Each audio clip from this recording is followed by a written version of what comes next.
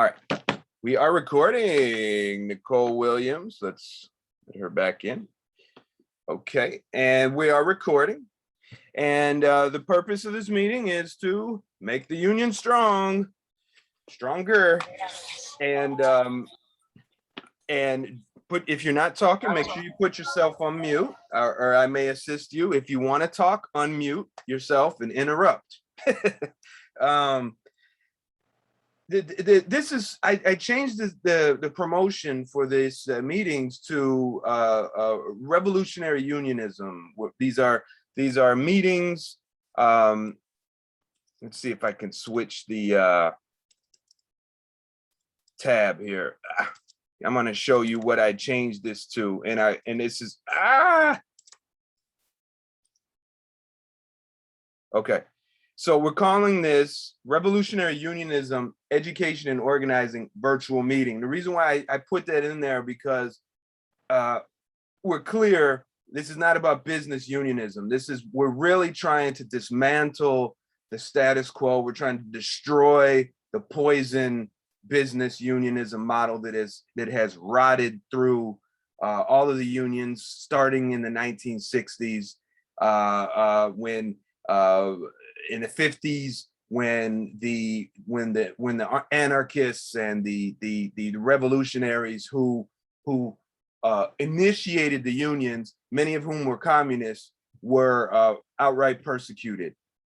This is not a communism type of meeting but we do acknowledge the fact that the roots of unionism is based in what anarchists, Marxists, communists, other types of revolutionaries did to establish the industrial unions. Craft unionism goes way back to the 18th century, very elitist, very racist origins.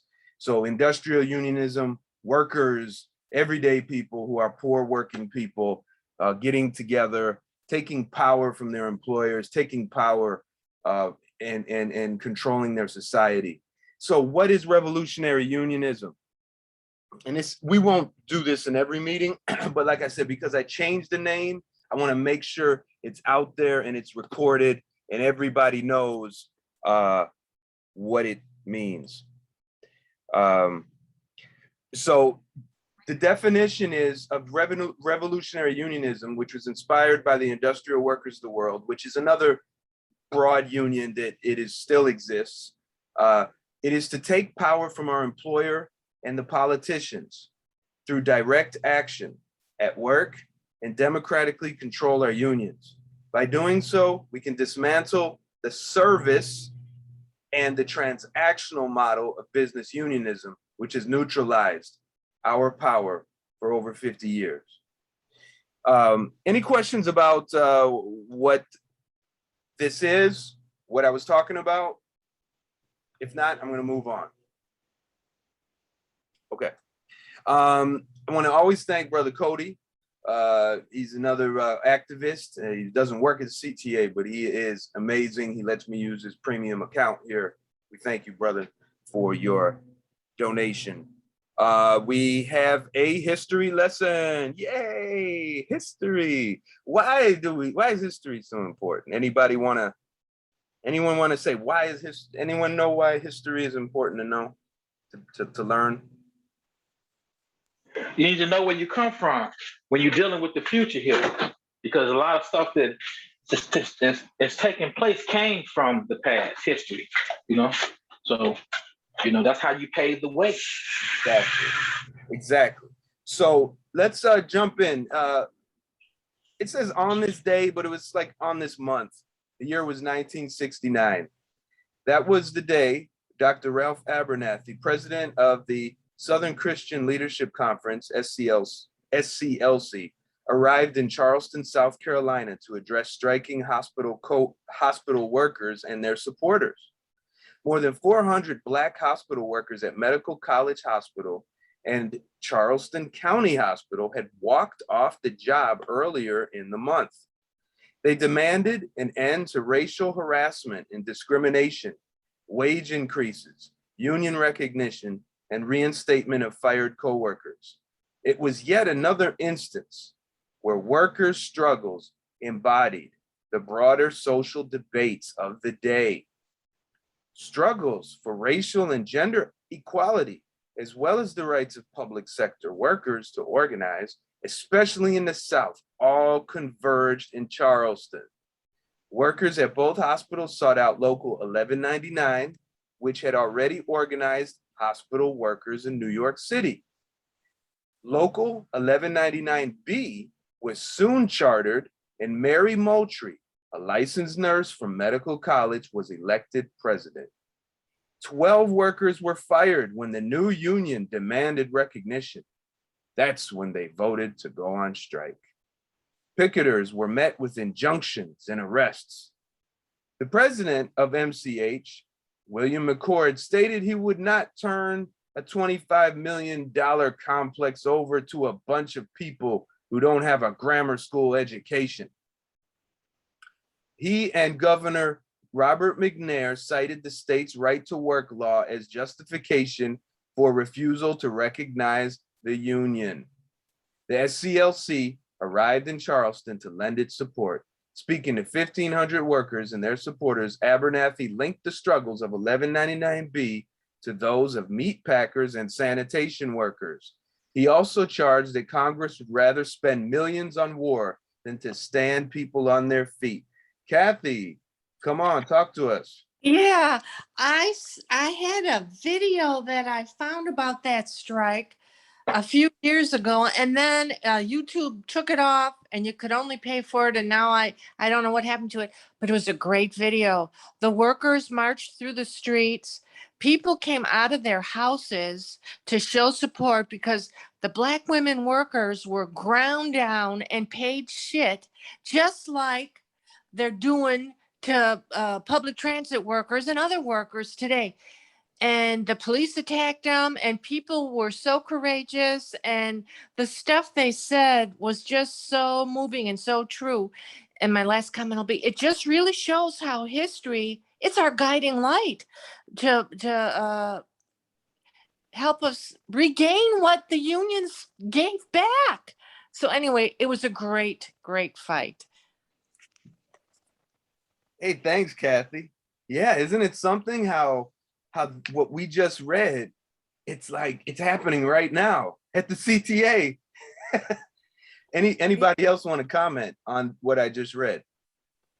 Now, if you want to read this in the links that you all were sent, there's a link for the agenda. In the agenda is this history, so check it out. Look at it on your own time. Please share it with coworkers. Post it to social media. Start discussion at the train room, in the break room, in the locker room, in the shops. Wherever you're working, take these agendas that we make for you and use what we have to share with other coworkers. And start an organization, start a committee, start something, lead something. Let's make our unions work, but not worry about what the presidents and whatnot, because they're not going to want you to do this. They want to control everything top down. First, follow the chain of command. Obey, obey. We must have unity, which means conformity, really, to them. Let's move on to the organizing lesson. Okay, so we're continuing from a book called Secrets of a Successful Organizer, okay? This is page 26. We're still in lesson 1. Your legal rights to organize. It's helpful for an organizer to know, and this is really, I want you all to really pay attention to this, because the union, the misleadership of our union does not want you to know this. They don't want you to do this. They want you to be worried and afraid. And like Sister Nicole said, they want you to think that your record, because you got some hits on your record, they're gonna be able to fire you or give you more hits on your record if you do this, but they can't. Check this out. Your legal rights to organize. It's helpful for an organizer to know what protections you have under US labor law. Enforcing your basic rights can be a good way to show your coworkers that the boss isn't all powerful. Okay, basic rights. Whether you have a union or you don't, don't have a union, you have rights at work. You are not a slave. You are not a piece of garbage. You are not just a number. You have rights, whether you have a union or not. Hear me, what I'm saying in this article. And your boss is not God, and neither is the union president. The law is not a silver bullet. Some of its protections and penalties are weak, and court cases can drag on for years. Still, it is important as a tool in your kit. Often, you don't have to go to court to enforce the law. I'll say that again. Often, you do not have to go to court to enforce the law. Simply knowing and asserting your rights can have a powerful effect. I've done this quite a few times, and it's liberating. And I've done it calmly and respectfully and had no problems thereafter. And some of, I think every one of you on this call has done it. Often you don't have to blah, blah, blah. Remember the meat packing plant described in the beginning of this lesson? Managers objected to union meetings in the cafeteria, but workers knew the law was on their side. After 100 people signed a grievance saying so, managers backed off. Let's stop here. We'll continue with the rest of it next meeting. Let's have discussions about what was just read.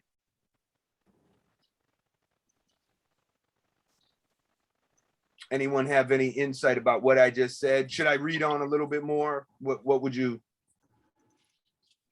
Well, what I go through on a regular basis is what needs to be done when my rights are violated by the union officials, management. You know, I have to file these labor charges. They all slow. But the union hate it because they have to pay. And that's why I'm in this another situation where I have to file another labor charge because they put my personal information in the union board and they put my name out there like I'm some terrorist and I'm just a member in the union. So this is an example of the law to protect us, and this is what we have to do. Okay, Andre, this is perfect. This is perfect. Okay, so could you give us a brief synopsis of what happened and what you did, and then the consequences of it, because you got immediate results. Can I tell a story? Andre, let's let ladies first right here, and then we're gonna come back to you because Okay. No, I want to tell Andre's story. Oh, you want to tell his story? Right, I want to speak. I know that's kind of rude, but I'm in and out of the car because I'm in Indy sending my niece off to school, so I be in and out of the conversation. But I like to tell Andre's story. If that's okay, Andre. Go ahead. Okay, that's fine. You my girl, no problem. Big hair. Okay, I'm sorry. I don't want to be overbearing, but it's such a good story and it's so meaningful to me that I just like this is so meaningful and it was so impactful too for us as a whole. So Andre, I guess he done stepped on somebody's toes. And Hey, Nicole, you're breaking up. Nicole, can you? Executive board member. They got upset. They want to report. Hey, Nicole. I can hear you, Eric, but you probably can't hear me. Hang on, Nicole. Nicole, while you do this, while you say this, could you just stay in one place, maybe? Yeah, I'm gonna pull over right now so I can say this. Hold on, just give me 1 second so I can pull in this lot. All right, I'm pulling over. Good. Yeah. Okay, is that better? Yes. Okay, so Andre must have stepped on a union steward's and executive board member toes because he exposed that they took out PPP loans. Oh, they was not happy about that. They were upset. So they went and ran and told Boss Hill, excuse me, I use his own name call, but Boss Hill, what he had done. They came up with this genius idea to expose Andre. We're gonna expose him. He's filing fake labor charges, costing him membership money, and blah, blah, blah. They left his they handed the handouts at the meeting. It had his a labor relation charge that he didn't win. Don't mean nothing, he filed it. They left his personal information on there, his email, his home address, his phone number, and everything. They just violated him so bad. Then they went around, passed out another handout at the union meeting and said that Andre owed the union money, which maybe he do, maybe he don't. I don't think he do, but they say he do. No big deal, because he well in his right to have his fight. So then at the meeting, they go and tell union executive board members and the union steward, they say, post it at the garage. You want everybody to know, and they meetings and they rap sessions, they tell everybody certain members costing the membership money by filing frivolous labor charges. So I guess Andre was gonna give it to him, but I said, hold on, Andre, don't give it to him. Let's do it the right way.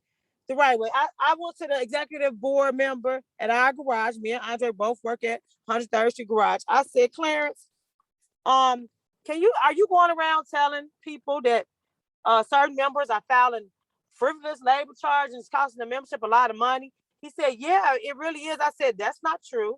I said, that's not true. I said, you know what's costing the membership a lot of money? It's the officers and the executive board, the people we elect. That's who causing us all this money.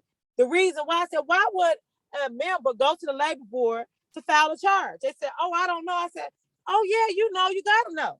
There gotta be a reason. I said, the reason is that you guys are not doing your job, so the member has to seek out outside help because you're not doing your job. He said, well, that's your opinion. I said, it is my opinion, and I'm just voicing it to you because we elected you to do a certain job, and I feel that you're not doing it. He said, well, you're entitled to that. I said, okay. I said, so then y'all passing out a pamphlet saying Andre owe money. I said, last time I emailed Toy and I had an email with her response, she said that she don't give out information about arrearages. You have to call and make an appointment. But y'all made a special memo for Andre. I said, so let's get it straight. Why members are filing frivolous, as y'all call, labor relationship complaint? I said, because y'all violated members. You just violated this member twice. You violated him. You put his personal information out for everybody to see it because you're mad because he told you took out a PPP loan. You should have took the position. It's public information. Then you violated him again by putting out information that Toy said you don't do. In order to see if somebody owed or arrearage, you said you got to make an appointment. But you all are making it your business to spread that out. I said, you just violating the member. I said, so as the executive board member of 103rd Garage, we elected you. I'm going to ask you to take it down. He says, I can't. I said, why can't you? He said, because Boss Hill told me to put it up. I said, okay, well, I said, respectfully accept. I said, but let me tell you what I can do. I said, what I can do is when I get off work, I'm going to email the international and I'm going to let them know how y'all publicly violating members. You're violating members publicly and with your own words. You said you don't tell the members how much they owe, but you're passing out papers. I said, stop spreading misinformation to the members because clearly I just showed you why people file labor relationship complaints because of you guys. I said, if you tell me I'm wrong, he's like, no, you're not wrong. I said, so that's what I'm gonna do as a member in good standing. I said, you have a great day. Now they went back and probably told Boss Hill what I said, but ain't nobody said nothing to me because that's what they did. They said that the members are, but members are not. The executive board member, union, I asked the international to bring them all up on charge. Everybody that was at that August 3rd meeting for publicly violating members. I believe that was happening with Andre. Oh, wait. Thank you. I can't get Thank you. What? I hope I explained that well, Andre. Andre, anything you'd like to add? Let me unmute. Let me just unmute him just in case.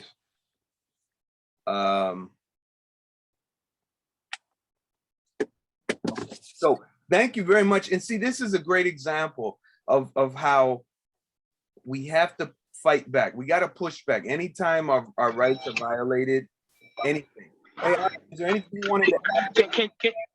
Can you hear me? Yeah, is there anything you wanted to add? I'll mute. Yeah. She's pretty much right, and that's Oh, he got muted the again. Constitution. That's what Section 22 is about, of the Constitution. If I owe money, I have rights. This ain't nothing but an accusation to, that's all this is. So the union refused to invoke Section 22 on me, which Keith and Woods had You're breaking up. refused to even get involved. Okay, can you hear me now? Yeah, just you The probably international? stay still or just yeah. Oh, okay. Let me pull over. Shit. The international refused to even get involved because Hanley dead and Hanley okayed the payments because they had to pay the board members for the pick. And Javier forgot to put it in our bylaws. And so Keith and them picked it up because it's not in the Constitution. That's why they picked it up and tried to vilify us. And it was all really just stop me from trying to run for office. Because I'm the only one they attacked. Well, let me add this, Andre. Oh, Eric, you still there? Yeah. Let me add Yeah, this. so Oh, go ahead. Oh, go ahead, Andre. it's just about personal, and and this is another situation where the labor relation protection comes into play. It's gonna take a while. And when I did the package that they putting out pertains to the election, which was 2 years ago. The stuff is so outdated. That's another problem they finna get ready to have.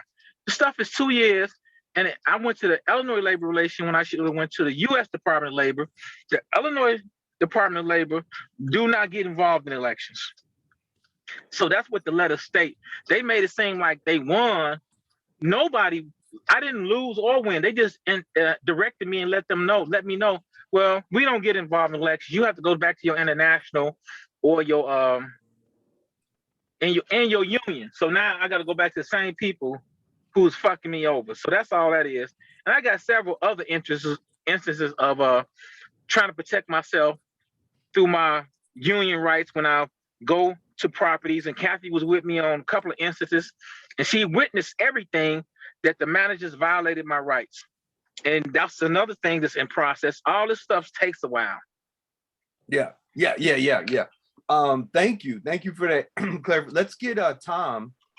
Let me unmute. Hey Tom, good morning. Good morning.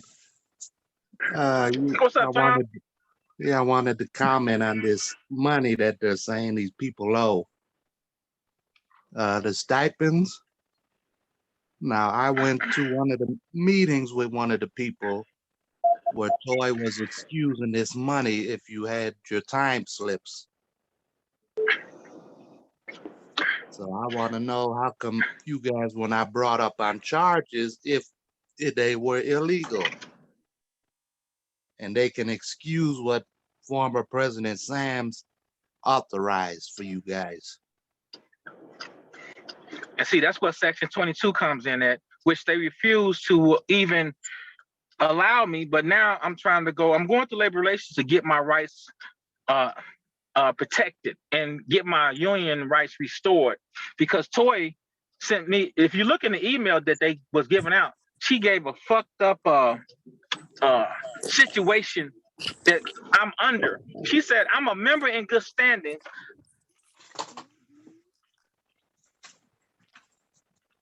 There's no such thing as being a member in good standing and still owe money, because I've been voting. What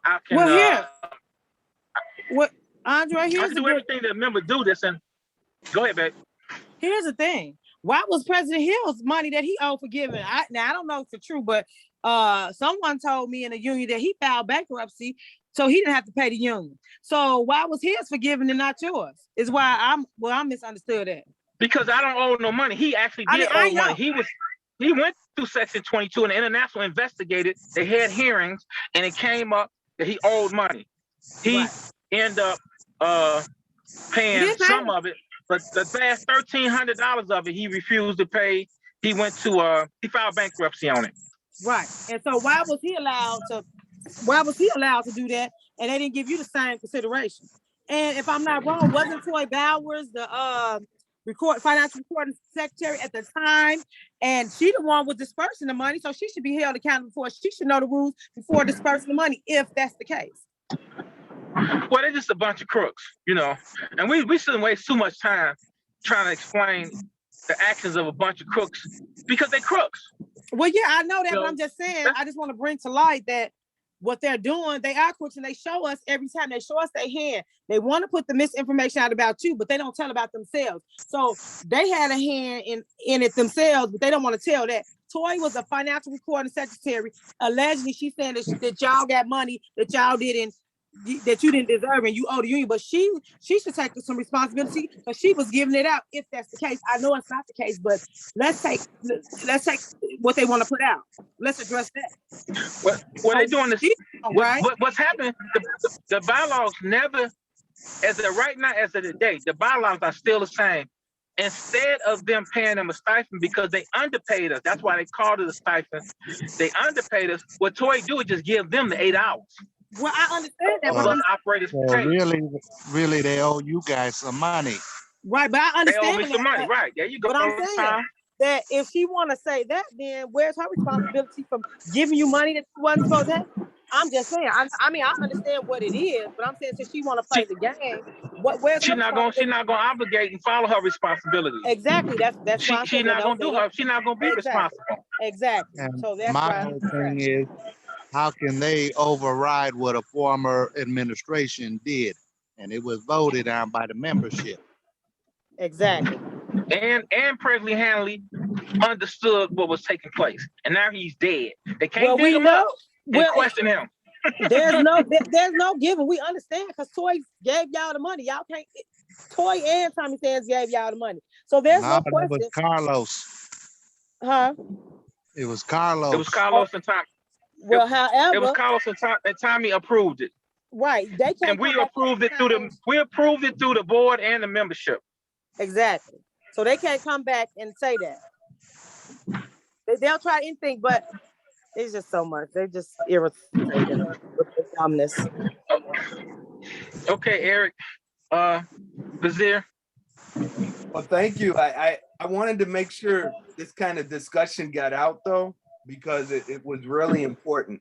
And the other thing I wanted to add is that from the notes about organizing is that everything we're talking about, all these things we're talking about, these are the kinds of things you got to do. You got to push back. You got to fight back. You got to hold leadership accountable. You got to hold your employer accountable.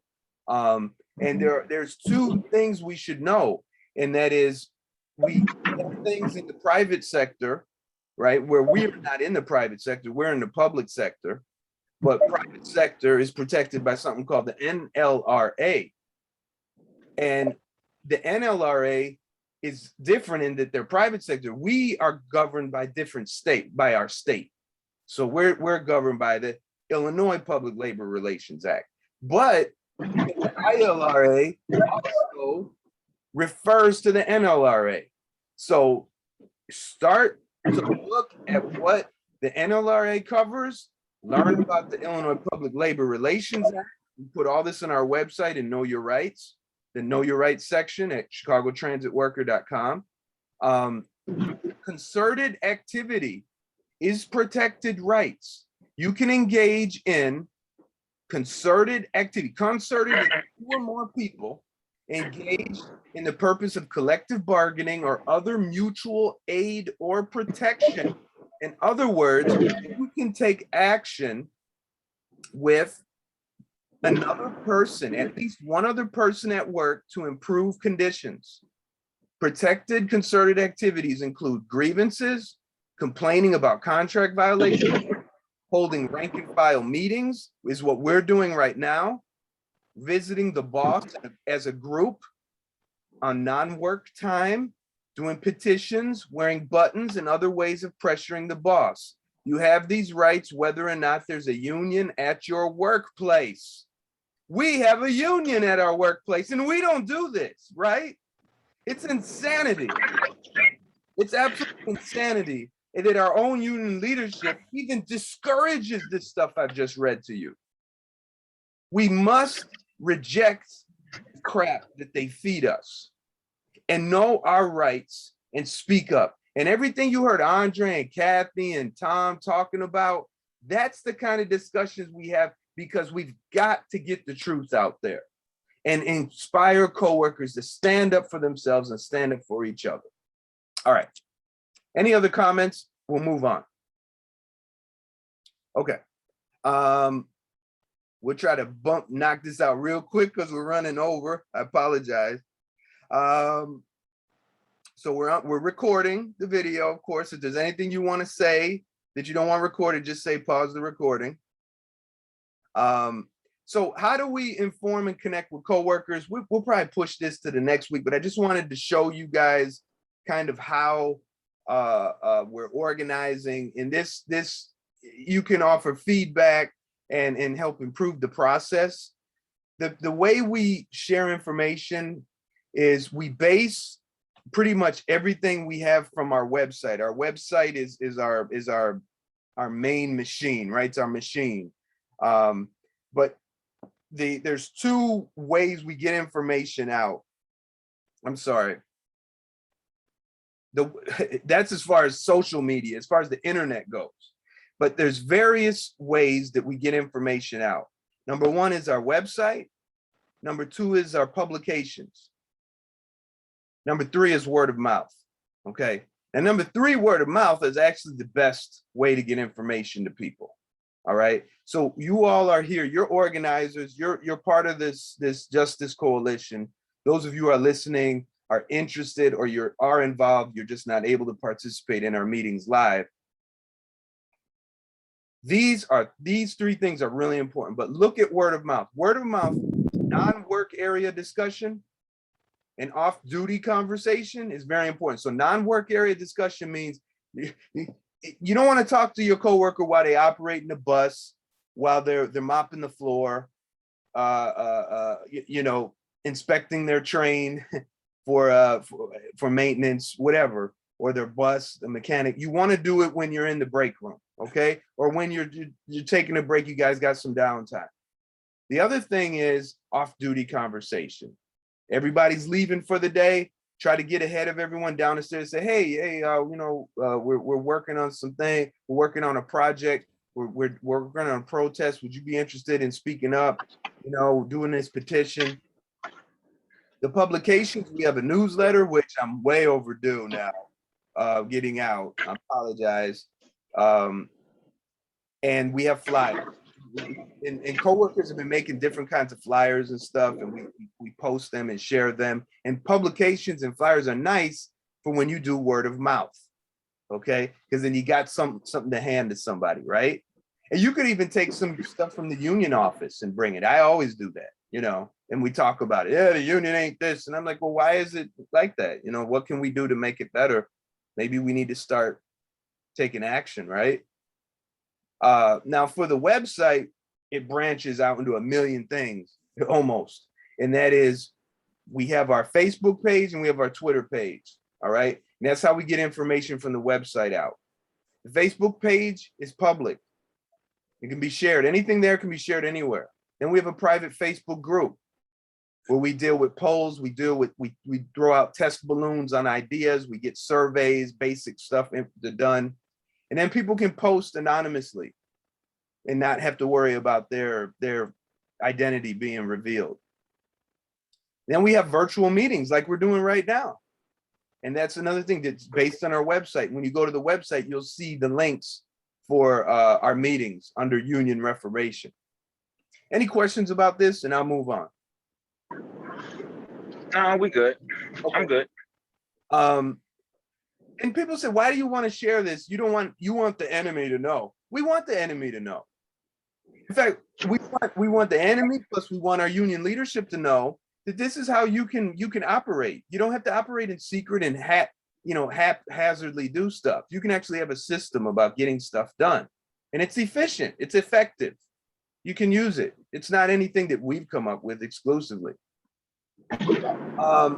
Workers' contract. Oh boy, good news. Okay, so workers' contract. This is, for those of you who don't know, this is an alternative contract. This is our contract that members are making. It's public. It's open source. People can participate. This is not a secret thing. It's open in the public. Go to chicagotransitworker.com, the workers' contract. I finished the first draft. Please go through it, check it out. We also have a spreadsheet that goes along with it where you can check to see what still needs to be added. There's lots of stuff that needs to be added and changed, as you'll see. Majority of it's taken care of though. But we need people from different classifications. We need more people from like the mechanic, especially maintenance. Eric. Any comments? Eric. Yes, go Eric, ahead. I have a comment. Yeah, ahead. is that printable? Can we print that out? Yeah, you can print it out. It's quite large. Yeah, You know, I gotta take section by section. You know, I'm not have my downtime, the bus on lunch. I could read it like the computer. yeah. It's in the way, the easiest way to do this is to use a desktop or a laptop computer with internet access, and it works through a web browser. Or if you have a smartphone, you got to use the Google Docs or Google Sheets apps, and then that will allow you to fully interact. And if you need any help, Nicole, or you'd like me to print something out for you and then pick it up, because there's sections in here that maybe you don't need to print. The main collective bargaining agreement is done with the first draft. It's definitely, so that's something you definitely want to start looking at. Thank you, Eric. Thank you. You're welcome. And everything in red is new. Everything that we're changing is strike through. Okay. And the first draft has dealt with the language of shall. Shall in legal dictionaries is very ambiguous. It doesn't mean must. It doesn't mean will, doesn't mean have to. It's kind of like, it's ambiguous. It's like, okay, maybe. So we've gotten rid of it. We replaced all that stuff with must and whatnot. People say, you're not a lawyer, whatever. Yeah, we're not lawyers. And that's the problem, is that the lawyers are writing this stuff and nobody understands it. And they use that to manipulate us. We need a working man's contract, not some BS, hitherto whither, what the hell, heretofore and whatnot. You know, we need to make stuff easy for people to read, easy for people to understand, and clear. And if you use clear language, they can't burn us. And if you happen to be a lawyer, Eric, I have something. Okay, and if you happen to be a lawyer that cares, or someone with this knowledge, help us make this better. Don't just sit there and say, oh, it ain't right. Go ahead, Nicole. Eric. Go ahead. Well, yeah, I'm glad you brought up the language. The language is so important. And this is a little bit off subject, but you know, our unions was just on a press conference with the governor signing this hurrah bill that they stole money from us already, but we're gonna get 1%, 2% back, right? 2% back with the healthcare trust. But guys, the wording, Eric is so right on wording, because the wording of the deal just made, it's important to look over that, because they said that, what is the exact word they said about the healthcare trust? That it shall be, I think they used the word shall be to 1% for however long. No more than it should be no more. right, but it should say it should be no more than, because see, the wording is important, because just because it shall be, that don't mean they can't change it, but it should say no more than instead of shall.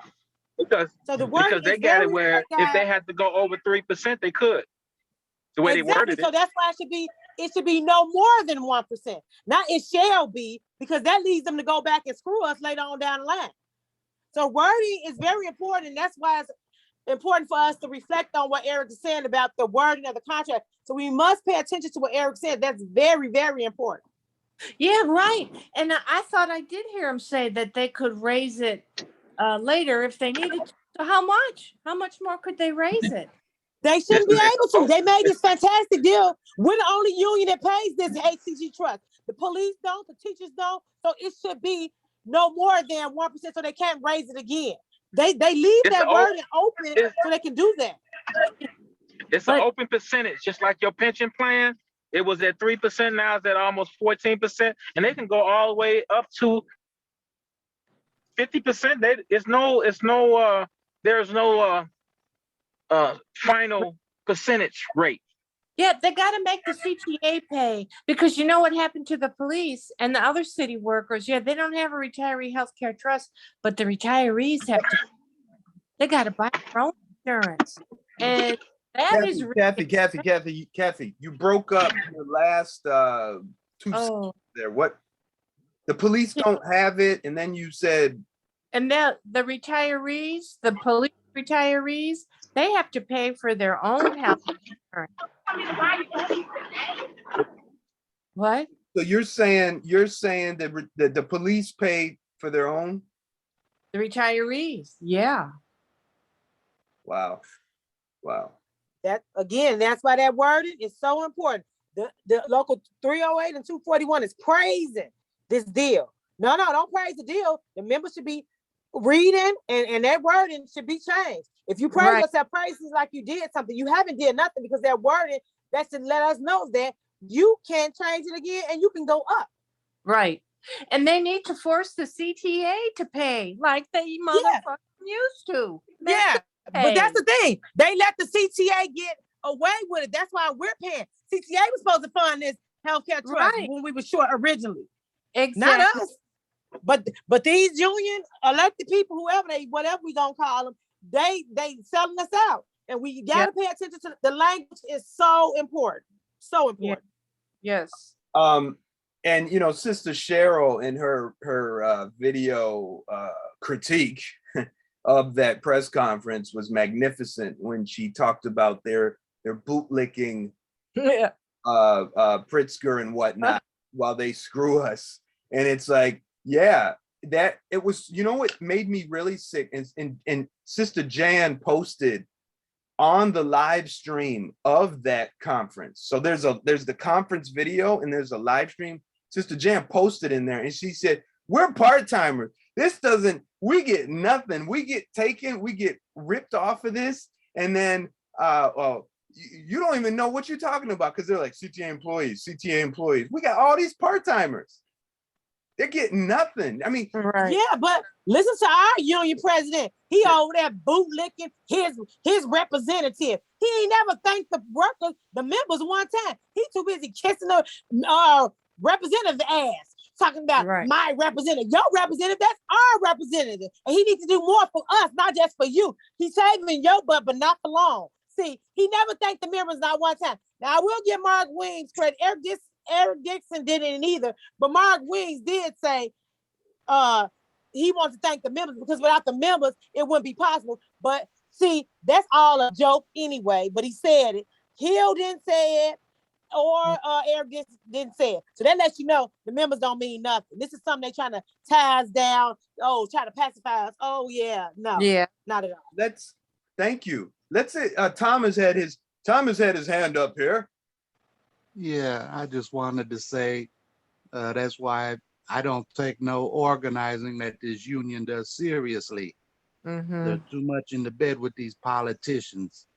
How you gonna organize against the company, but you're bootlicking with the politicians? Yeah. I mean, when 308 took that strike vote, it was just a campaign. Yep. Kim Franklin, you know. True. Thank you for reminding us, Tom. And this is why this is how business unionism works. And this is why we need revolutionary unionism, where the members control the union and we enforce the contract. We don't have to call the union office and ask the president, hey, could you help make a deal to get this, this, and this? No, we make a deal. Well, we We don't run have the a shop. contract. We have an agreement. I mean, that's not a contract. Because if it was, why we constantly got to be going arbitration and everything. Exactly. It's a collective bargaining agreement. Contract is over. You go to an arbitration, and with the words shall, and you know, they find a loophole and screw us over. Yep. Yes. And that's why, you know, we have to fight. We can't stop fighting, you know, and we have to work on that plan B. Hint, hint, wink, wink, nod, nod, Tom. But I just want to go over something real quick about the workers' contract, something major that coworkers, a lot of coworkers have been saying on the rail side, okay? And that is a return to the combined rail operator status, to have that so everyone's hired on full time. So that is in there now. There is a mention of combined rail operator, but we really enhanced it.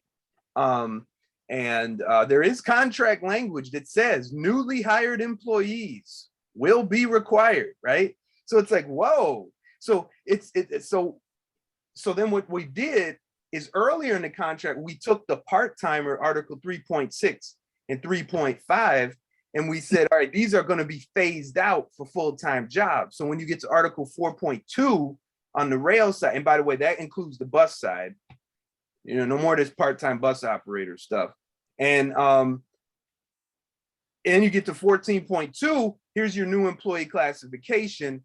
And it even has language as per the reduction of part-time temporary and full-time temporary jobs in article such and such. We're going to have qualification. We have to have the conductor back. This is outrageous that these people, one man, one woman, is operating a train by themselves. It's just horrific. It's just disgusting. And it's why so many train operators absolutely hate their job, because it's absolutely dangerous and unhealthy. And unsafe, Eric, unsafe. Sorry, unsafe. Forgot that word. You know, and they want to talk about safety at this freaking local 308 contract action controlling team. They want to talk about safety, but they don't want to talk about two-person crews. They don't want to have two laborers, two janitors, two, you know what I'm saying? They don't want two operators. That's why I said safety, Eric, not to cut you off, because they want to use safe, then do something about it. Yeah, you're right. They want to be safety of attacks on the employees and the public. But Andre, you know, they don't want to talk about the safety of the operator being safe. They don't want to do anything. The company not really doing anything to make it safe for the operator. You know, it's a big realm of safety that. Yeah, it's a big realm of safety, and that includes our health, right? And that includes our jobs. Yeah. It's all a component, and it includes our communities. We can't keep hiring people in these poverty jobs, and they can't buy an apartment. They got to go do Uber and Lyft and whatnot. Who knows? Probably got to sell drugs on the side just to make the, you know, it's really messed up. And then they tie issue, you know? Yeah. You should be able to work one job and make a living at CTA. You can't really make a living at CTA with these poverty jobs, these part-time jobs, and they've been created by the CTA and union officials.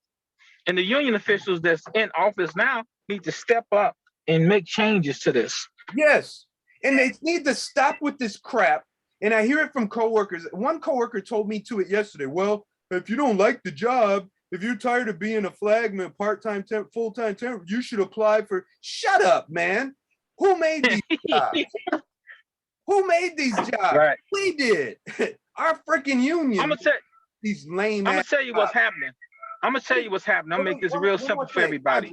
Andre, hang on. One more thing I want to remind people about the flagmen, okay? We got flagmen that've been operating 8-car trains for 8 years. And they're still part-time because they had a DUI that cleared years ago. And they got, or they got parking tickets that they paid off. And they won't turn them over. They're sober. They paid off their debts to society. They paid their debts to society. And you're gonna make these flagmen who are operating 8-car trains 40 plus hours a week work with no family health insurance, no dental, no pension? That's a bunch of crap, you know. But anyways, go ahead, brother Andre. Well, what they doing, brother Eric, the CTA is just killing the job. And the reason they're killing the job is because this is a mostly black job, mostly black union. And even the whites that come in now don't have to deal with the jobs that's being offered in these poverty jobs. And so they're killing the job, and they've been doing it for years. A union official explained, made a statement to me about this. They're not doing nothing but killing the job, because these jobs 20, 30 years ago was really good for black people. It was really good to buy. Black guys and black females would get these jobs. They keep cars and keep homes and keep money. Now, you coming in now, that's not going to be the case at all. You're going to be struggling before you even get a benefit. It's crazy that these people, men and women of the CTA, can work this hard and not receive any benefits. It's just unbelievable to me. Even the ones that receiving the benefits, like myself, I still have to work hard, in my 8-hour or 9-hour day. This is a hard ass job, and it's stressful. Are we still connected? Yes. Thank you. Okay. Thank you very much. And other Black, Latino, these are historically underserved communities, okay, and historically discriminated against, historically disadvantaged. Now there's others, Asian, white, others that get in there and they also suffer, but really the majority of the CTA workers are Blacks and Latinos, and these jobs are perfect tools to keeping Black and Latino communities in poverty, to keep the recidivism of the prison industrial complex well-oiled. It's perfect. And like Sister Kathy keeps saying, and we got to get it through the heads of our members. This struggle is more than Local 308 and Local 241. This is a struggle of people in cities, states, countries who are being assaulted, raped, destroyed by these billionaire bloodsuckers and their millionaire friends. And their millionaire friends includes our mayor, and their billionaire bloodsuckers includes our governor. Yep. Retiree Healthcare Trust. Anybody else has a comment? I do, Eric. Yeah. Did you want this recorded? Is it okay? No, I don't want this recorded. Hang on. I'm always going to check with you. I don't want to mess this up. All right, Jan, we overruled your request to not record you because the people deserve to hear your voice. Speak. Okay. So, Brother Eric, my question to anyone out there that's listening, if you are working at any place, whether it's CTA or anywhere, and you're part-time, why are you paying into a healthcare trust that you are not qualified to receive? I just need somebody, anybody, to explain that to me, because I've been paying into the healthcare trust for 8 years, and until I get turned over, I can't receive a pension. So somebody needs to explain that to me, And please. I'm full-time, Jan, so when they explain it to you, make sure they CC me in it, because I want to know why too. Okay. I'm gonna break it down for you. It's a scam. That's all it is. This is a money scam. That's why it's overfunded, because they just been getting rich. Well, not real. They just been taking the members' money and making the members pay for something that the company should be paying for. They don't even have no responsibility in it no more. They put it solely on the backs of the members, and members that's paying into it shouldn't even. That's why it's overfunded, that it took all the members' money. CTA need to be paying into it, not the members. That's why they took all the members and let it be all overfunded. Not But Nicole, they're check this out. crippling. Hold on, everybody. Check this out. As the members pay for it, you got another scam that's taking place. The other scam on top of the members paying for it, the members have to pay administrations Right. to run this fund, and To they fund- are getting rich Right. running this fund. Hey, you guys, don't forget what that lioness Bob Kelly said, but this part was true. He said it was written into the original law that everybody who is employed by the CTA has to pay into the retiree healthcare trust. So how come they didn't change it in this law that the union leaders were slobbing all over? Yep. They did not change that. And then that's what Nicole said. The CTA is supposed to be paying for this, for the retiree healthcare trust. And it's so true. Those administrators are making big bucks. Big bucks. And it's the members' money. And that's why they don't want to get away from it. It's a fucking gold mine. No correction. It's the full-time members' money because, again, part-time people can't partake. We can't partake in a pension healthcare trust, but we pay into it. Well, that's what they getting over at. What they doing with your money? If you can't reap it, right, it's your money still. It's still your money. It's your money. Scamming us. Right, that's scamming They're your scamming money. all We of us. still one part-time, full-time. You putting your money into it, then they just stealing from you. I have a question. Maybe somebody can answer. I was told that I cannot receive health care until I'm 64. Is that correct? That's correct. Yeah. Okay, so what am I paying for all this money only collected for 1 year? What's going to happen with the rest of that money? Because at 65, I go on Medicare. You know what's gonna happen to a time now. You can answer that question yourself. What's been happening to it? The thieves, I'm just saying, what's the point of this? Yeah, we all are. We all confused, Tom. Well, we right with you on that question, brother. Hey, does They anybody? gonna take your money and put it on a medical card and give it to you to pay for extra medical services that you may need when you get old. Hey, Tom. Whatever Medicaid don't pay for. Hey, Tom, I think you know the answer to this because I think I asked before, but that thing about people being 64 years old before they can benefit from retiree healthcare trust, was that in a contract we voted to accept, or was that an arbitrator contract? You know? No, all I know is if you started after a certain date, you're not eligible till you're 64. You know what And date? I think it was 2008. 2008. I think so. Would that guy, Rick Harris, or the You Bob? breaking up, Kathy? Oh, would that era or the Bob Kelly era? 2008. It was before I started. I started in 2013, so I don't know. Oh, what do you think? I think that might have been arbitrator, but no matter how it came down, we should have went on strike against that.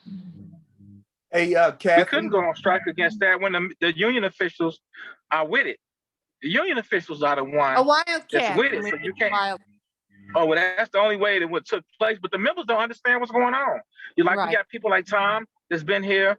They came after the healthcare trust was inactive, and a lot of these members think that this is what it's supposed to be. And then when it took place in 2007, the members still didn't understand what was taking place with this law, with this scam, because it was never really explained. Members didn't start griping until like 2 years later that they realized their money was being siphoned out their check and it was being stolen from them. So it's just a lot of hidden secrets that the membership as a whole, and we don't get education classes on this from our union officials, but they sit around there and get behind press conference and make it seem like you Keith Hill and gonna sit up there and say, well, I was here, I was proud to be here when it was out of the lobbies. Now he wanna take stake in it now. But any other time he wanna distance himself. I got a comment. But this shows you that he was part of the scam. It shows you. Yeah. He proud to be part of it now. They all think Governor Pritzker is a friend of labor. He's not. Remember, he was the owner of the Hyatt hotels. How long were they on strike? He didn't Right. want to give them health insurance or raises. Right. And billionaires don't become billionaires by being friends of workers. They sure don't. And he got a history of that, him and his family. Yep. Long That history. treasurer, she said that's her friend, J.B. Pritzker. If Yeah. she's got friends like that, I don't think she needs that job. No. She don't. But the membership is gonna have to get her out of there. A 308. Can I say something here? I wanted to add something. Go, bro. Number one, I wonder if okay, good. On screen, for those of you who have screen, I have a retiree health. I have a website called CTARetirement.org. Definitely check it out because it deals with pension topics and the retiree healthcare trust topics. It's a lot of information and it's not easy to understand. So it takes some time. But number one, check this out. Retiree healthcare trust was imposed without membership approval. It was imposed on us. Whatever Yeah, good, that's right. That's right. whatever good it might be, whatever bad it might be, we deserve to decide what our destiny is. It says so in the preamble of our Constitution, of our Union. We all must participate in the discussion of the things that affect us at work. So the members were not even allowed to vote on this thing. Then, we're going to have 2% more in your pocket now after January 2022. Yeah, Right. but you never asked us what we wanted. And I mentioned this when they brought this up to us months ago in Local 308, and they got upset with me. Like, yeah, but we're the union. This is our life. Could you have at least asked us? You should be happy that we did this. But we had no say. Wow. We had no say, right? And I'm just so tired of this crap. Now look at this. Here it is. Look at this, Jan, especially the part-timers. Here's your eligibility for retiree healthcare trust. If you are a former employee, not in the pension plan, you have to fit these requirements here. Under 55, 20 rule, or as a deferred participant, or under 25 and out rule, blah, blah, blah. Or you're receiving a disability allowance from CTA retirement. Or, and this is for the part-timers, you are not entitled to a pension from the CTA retirement plan. You can get the money back, but look at this. You are at least 55 with 20 years of eligible service when you leave the CTA. Or you are fired from the CTA before age 55 with at least 20 years of eligibility and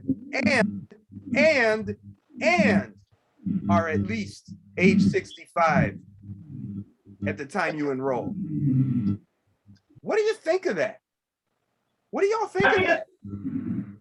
I think it's horrible. I'm 8 years in, part-time. So if you put 30 over today, that 8 years don't count. And I'm 60. I'm gonna put it out there. I'm 60. So you know I'm not trying to work until I'm 70, 80 years old. Oh, but Jan, no. You can get it, but you got to do 20 years. 20. That's what I'm saying, Eric. My 8 years don't count. Well, no, actually, it does. It's all your years of service, whether you're part-time or full-time. It's added up. Okay, so that's still not going to give me 20 years. If Right. I work for 70, it's not going to give me 20 years. So, Right. And you're paying for this. You're paying for this. Yeah, Hey, give it away. No, I'm giving it away. giving it away. It's robbery, right? Anybody else? Or Jan, anybody else? Okay, so I'm glad we had that distraction because people need to know. This is Yeah, they sure do. okay. Next in-person meeting. Anyone who wants to start making this happen, please, speak up. Right now we're doing virtual meetings and that's fine, but we can do another in-person meeting too in the future. So start thinking about it, okay? Let's start. Anyone who wants to jump on something at a central location, maybe the same place we did before, I don't know. Well, with the in-person, aren't they gonna be shutting everything down again? Yeah, probably. They haven't done it yet. Okay. They haven't done it yet, but it might be happening. Okay. Finally, retiree healthcare trust lawsuit. The brother I was working with, I helped him update his flyer a little bit, but I was hoping he would come in the call and help talk about this project that he's doing. Nothing really I can say about it right now. I would rather he talk about it because it's his baby. But basically it's to get rid of the healthcare trust completely and give us our money back, but I wish I had that flyer. I'm gonna try to put that in the next meeting so that you can see it in the agenda. Okay, I think that's about it. Remember to be a leader and take some of the ideas and things we've discussed and bring it up to coworkers. All right. Also, we have a lot of new people joining the Justice Coalition group thanks to Sister Nicole. So we're slowly getting them in here. And most of them are on the bus side, which is really cool. And finally got the news. We need distribution. We need articles, whatever. Anything else you want to do. We're open. There's nobody is a boss here. We all work together. Any other final comments, questions, suggestions, critiques? All right. Well, I think we good. Great meeting. It's great. Wonderful, everybody. Well, let's keep up the great work, everybody, and keep inspiring our coworkers to stand up and speak for themselves and each other. Okay? See everybody at the next meeting. Tell somebody. Bye-bye. See you Tell soon. somebody. See you next week. We'll set one up for next week. Thanks a lot, everybody. Bye. Bye.